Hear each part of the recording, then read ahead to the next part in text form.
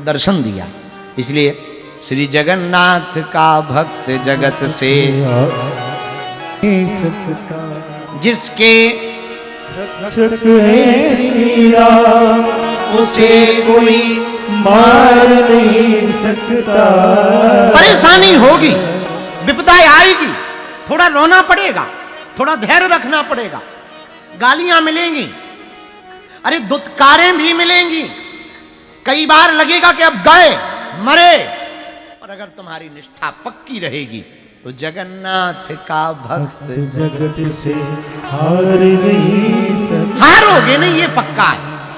परेशानियां आएंगी, ये तो तय है, विपदाएं आएंगी, अनेक अनेक रूप बदल कर आएंगी, पर मेरे प्रियजनों, हम तुम्हें दावे के साथ कहते हैं, अगर तुम जगन्नाथ महाप्रभु के भगत हो गए, हारोगे नहीं, विजय होगी, विजय, ये तो तय है। विजय का तिलक लगेगा, भले ही अंतिम क्षण में लगे, पर लगेगा। और याद रखना, कोई भी हार याद नहीं रखता,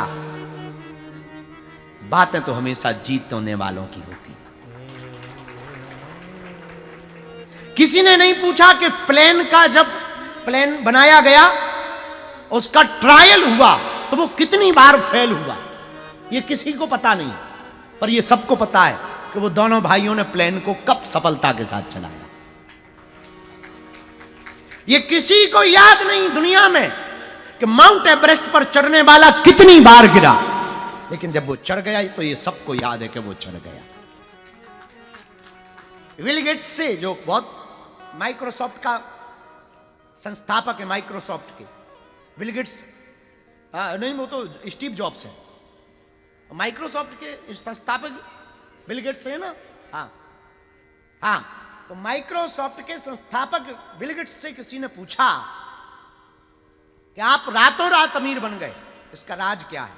तब उसने बड़ी मुस्कुरा करके कहा कि यस, मैं रातों रात अमीर बन गया, इसमें कोई संदेह नहीं, पर यह किसी को खबर नहीं है वो रात कितनी लंबी थी। गरीब रहा, ये किसी को याद नहीं है, बस एक दिन अमीर क्या हो गया ये सबको याद है। मैं कितने दिनों तक विफल हुआ ये किसी को पता नहीं है। याद रखना, दुनिया कभी विफलता नहीं चुनती, दुनिया हमेशा सफलता चुनती।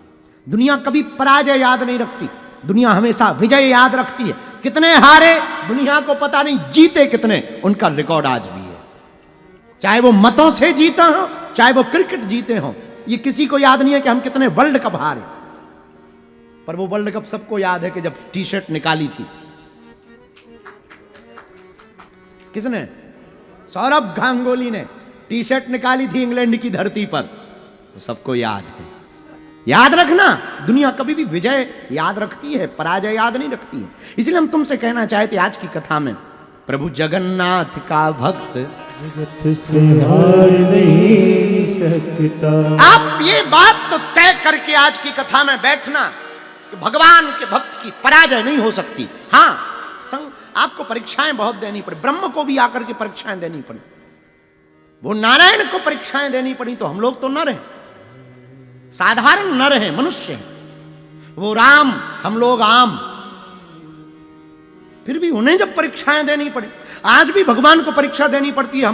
हम गांवों के कुछ लोग देखते हैं, अब तुम लोगों पे हम आरोप नहीं थोप रहे, पर हम कुछ लोगों को मिलते हैं, वो कहते हैं अगर ऐसा काम हो जाए तो भगवान है, ऐसा काम हो जाए तो बागेश्वर है, नहीं तो नहीं है। ठटरी के बरे हनुमान जी को कि है कि नहीं, ना हो ऐसा ही है, और 99 हो जाए, एक ना हो तो प्रमाण ठोक देते हैं। अरे हो गया, वो तो हमारी खुद की मेहनत थी, असली वाला काम तो हुआ ही नहीं गुरु जी से।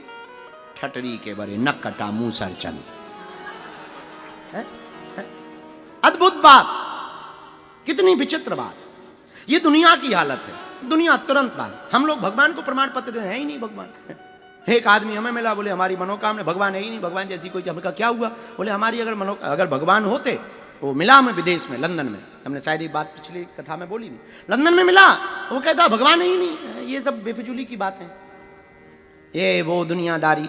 पढ़ा लिखा था, खैर ये खुजली कम पढ़ों को होती, पढ़ा लिखा नहीं था, पगलेट था, शुद्ध पगला गया था। वो कहता भगवान होते ही नहीं। उसको तो हम कुछ ज्यादा बोले नहीं, क्या बोलना बहस करने से। अब पहले जरूर हमारी आदत थी, बहस कर लेते थे। अब आजकल तो मूर्खों को सुनने में मजा ज्यादा आता है, क्योंकि जिन्हें मानना है उन्हें प्रमाण की जरूरत नहीं है, और जिन्हें नहीं मानना है उन्हें कितने भी प्रमाण दे दो उन्हें मानना ही नहीं। तो इससे बेहतरीन यही है, चुप रहो, मुस्कुराओ, वेरी गुड, थैंक यू। जब पीछे से लगेगा डंडा अपने आप याद आएंगे हनुमान जी। आजकल तो हमने दूसरी तरकीब पकड़ ली है। कोई अगर पहले के जमाने में अगर तुम हमसे मिलते 5 साल पहले और कह देते हम नहीं मानते, तुरंत हाथ, ये देख पर्चा, तेरे बाप का नाम ये है, ये तेरी नानी का नाम है, ले भाड़ में गया। अब कोई कहते हम नहीं मानते, हम कहते तुम यहां बैठे क्यों हो, तो ठटरी बरा अपनी लकड़ियां निकलवाओ, हमें क्या लेना देना। अपने बजरंगबली बैठे, तुम नहीं हमें मानते, हम तुम्हें नहीं मानते, हिसाब बराबर। अब तो हम ऐसे हो गए, पहले थोड़ा अलग टाइप के थे, अब बदल गए, सुधर। हाँ, तो हमें मिला भगवान नहीं मानते। एक बुद्धिमान आदमी ने कहा कि भगवान नहीं होता। क्यों? भगवान होता तो इतने अत्याचार, इतने पाप। एक नाई ऐसा बोल रहा था, भगवान नहीं होते, भगवान होते तो इतने अत्याचार, इतना पाप। तो उस आदमी ने कुछ नहीं बोला, पैसा दिया और बाहर तक निकलते हुए बोला इस दुनिया में नाई नहीं होते।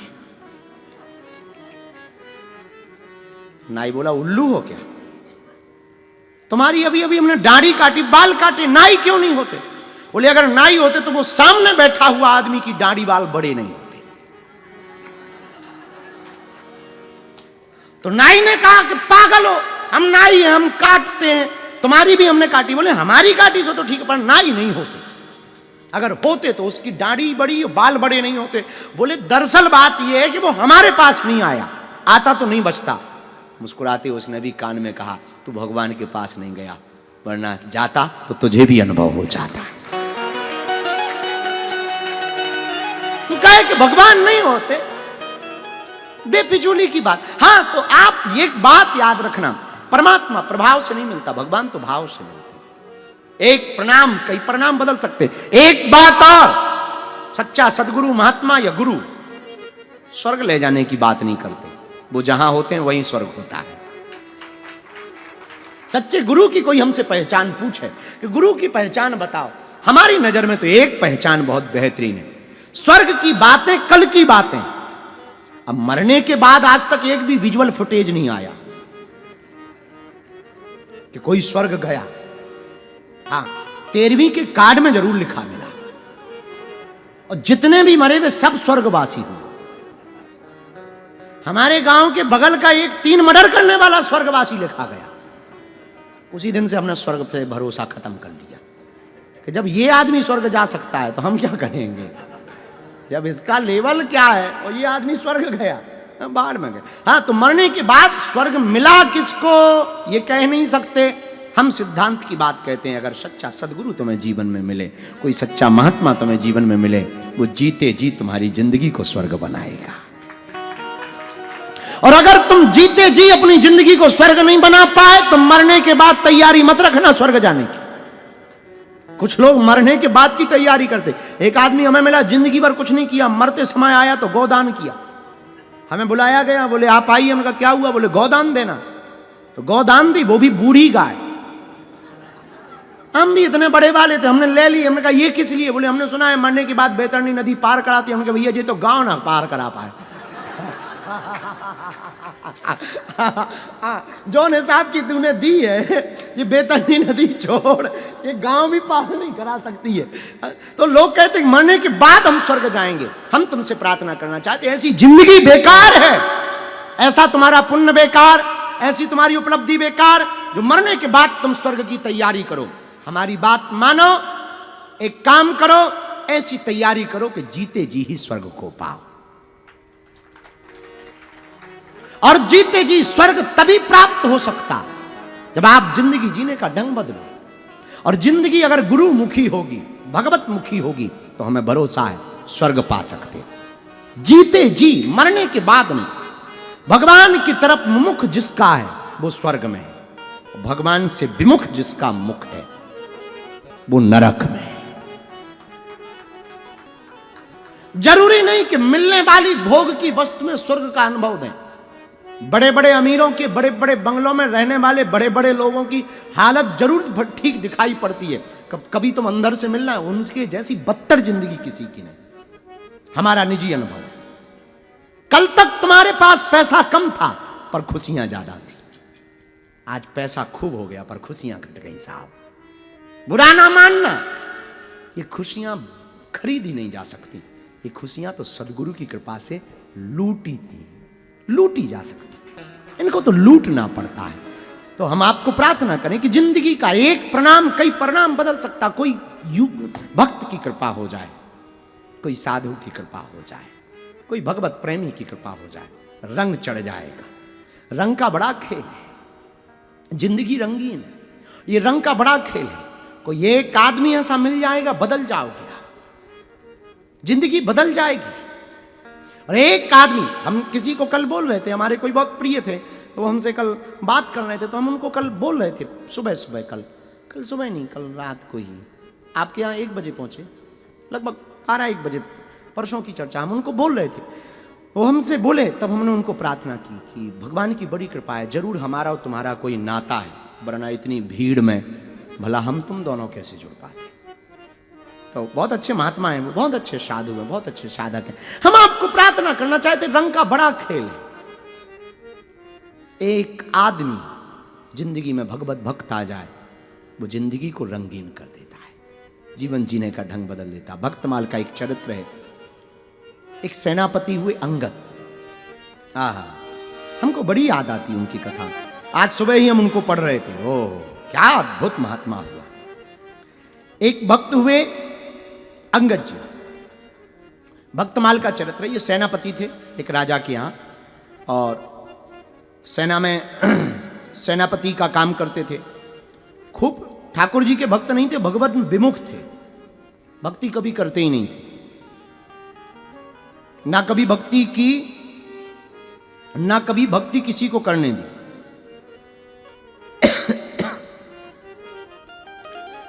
इनकी जो पत्नी थी वो बड़ी धर्मात्मा थी, इतनी ज्यादा धर्मात्मा थी कि बिना ठाकुर जी को भोग लगाए वो रहती नहीं थी। खूब ठाकुर जी को भोग लगाती, खूब भगवान से लाड़ लड़ाती, खूब ठाकुर जी को भजती, खूब भगवान को प्रेम करती। और मात्र पत्नी के ठाकुर भक्त होने के कारण इनकी जिंदगी बदली, ये एकदम विमुख भगवान से। एक दिन पत्नी जिस गुरु से दीक्षा लिए हुए थी, तो गुरु जी को बुलाया, गुरु जी घर आए और भगवान की कथा सुनाने लगे। तो रनवास की जितनी रानियां और काम करने वाली सेवायत थी वो सब बैठ गई।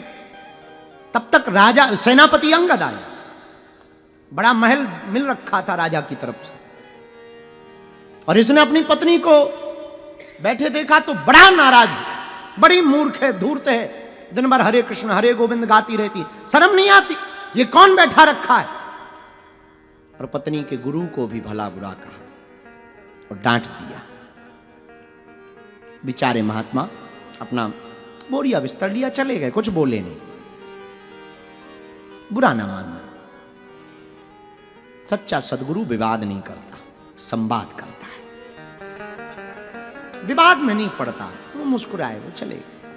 इधर पत्नी को बड़ा बुरा लगा, ठाकुर जी के प्रेम में पागल, बेचारी खूब रोने लगी। अंगद की पत्नी आंखों से आंसू बहते गए। 2 दिन तक वो सोई नहीं, उसने कुछ खाया भी नहीं, 2 दिन तक कुछ भी भोजन नहीं किया, और बैठी बैठी रोने लगी।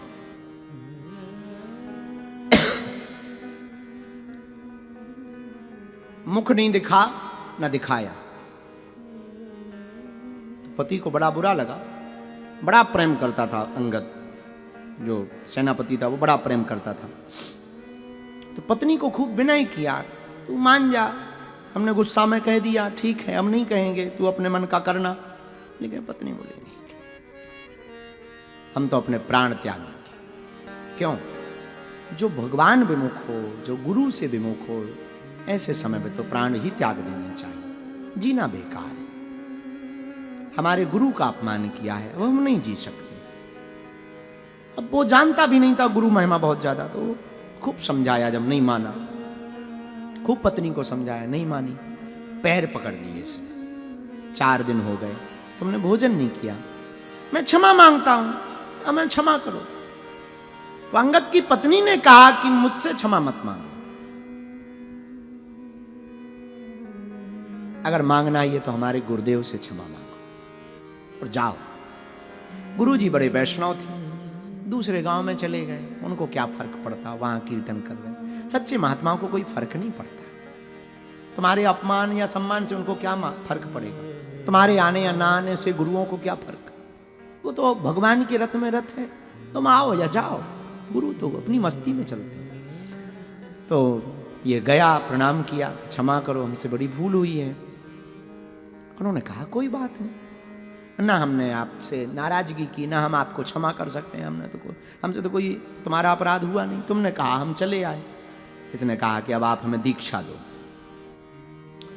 थोड़ा सा संग पड़ा, माला डाली, मंत्र दिया, 2-4 दिन वहीं रहा और ऐसा रंग चढ़ गया कि ये भी वापस जब आया तो वैष्णव बनकर के आया।